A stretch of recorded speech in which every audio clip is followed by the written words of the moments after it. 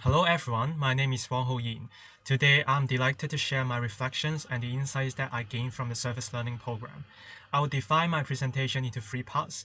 In the first and the second part, I will review the problems that I encountered in the preparation process and the workshop, as well as the insights I gained from them. In the final part, I would like to share my reflection on the overall service learning program. Part 1. Preparation process. The first problem related to the preparation process is that we are underprepared during the first workshop, Newton color wheel. We underestimated the amount of preparation we need, and there are 20 minutes left after we finished what we had planned to do. So to solve the problem during the workshop, we asked the kid to try filling the wheels with different colors and see if it would produce the same results. And we explained more physics concept related to the experiment. And we are successful to use the remaining 20 minutes to do something meaningful and teach extra concepts. So the insights that I gain is that we don't have to be panicked when unplanned situations happen. Instead, we have to stay calm and be flexible to think of alternative solutions. And in the following workshop, we try to prepare more PowerPoint slides to talk about the concept if the experiment part is too short. So the insight gain here is that we always need to be well prepared and try to prepare more than what is expected instead of being unprepared. The second problem is that the experiment is too complicated.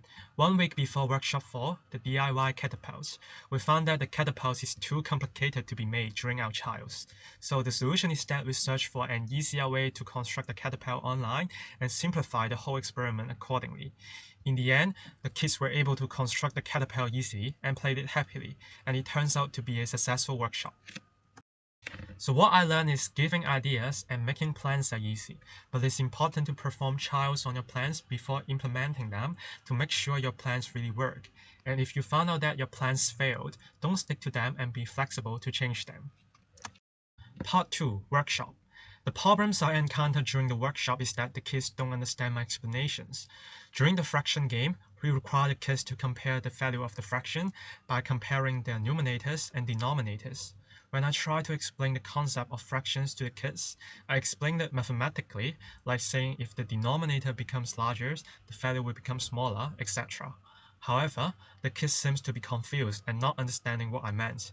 It is because I did not think from the kids' perspective. I only adhere to the knowledge that I have, and therefore the kids do not understand the message I was trying to convey.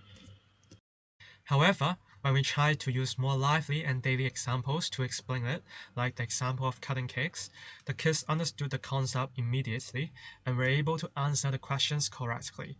That's because we put ourselves into the kids' shoes and think from their perspectives. As a future physiotherapist, some patients may not possess biological knowledge like us.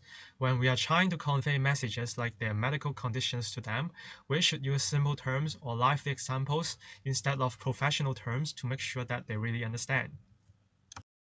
Part 3. Reflection. The first thing I learned is that if you treat others well truly from your heart, they can really feel it. I remember when we first met the kids during the ice-breaking session, they were not too willing to communicate and play with us. But after we tried to develop bonds with them after several workshops, they were eventually willing to engage in the activities happily and even answer our questions. So I realized that it requires a lot of time and effort to build a good relationship. So as a future physiotherapist, I would treat my patients with care and sincerity in every treatment so that they would believe in us. Secondly, it's important to recognize that everyone has different characteristics and personalities. For example, in my group, Pui Ching is more outgoing and Yu Er is more shy. Therefore, when teaching, we have to encourage Yu Er to answer more questions. As a future physiotherapist, we have to recognize that every patient have different conditions, like they may have different family conditions, age, or their own consideration. Therefore, we have to make tailor-made treatments to cater to their needs.